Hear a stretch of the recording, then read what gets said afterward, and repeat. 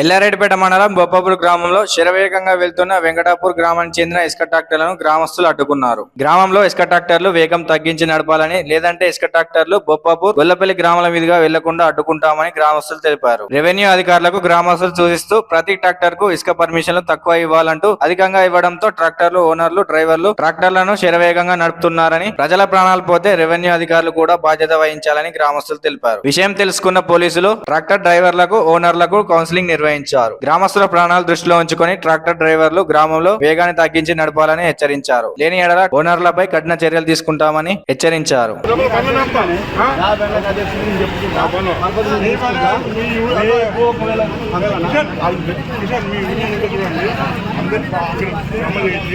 అందరికీ ఉల్లాపల్లి బొప్ప దాటినాక సమస్య ఎందుకు చెప్తున్నారంటే నాడు యాక్సిడెంట్ అయింది కాబట్టి అందరు భయాందోళనకు గురయ్యారు. ఇక్కడ మీరు బుర్ర బుర్ర బుర్ర బుర్ర ఇష్టమైన చంపుకుంటే వాస్తవంగా కృష్ణ గారు వీళ్ళు బండ్లు స్పీడ్ పోయే మాట వాస్తవమే. మేము ఇట్లా చెప్పినా కూడా వాడు పట్టించుకోడు. ఎందుకు పట్టించుకోడు అంటే వాణిజ్యం ఉద్దేశము నేను తొందరగా అయితే నాకు జీవో ట్రిప్ అలా దొరుకుతుంది, నా ఓనర్ ట్రిప్ ఎక్కువ అవుతుంది.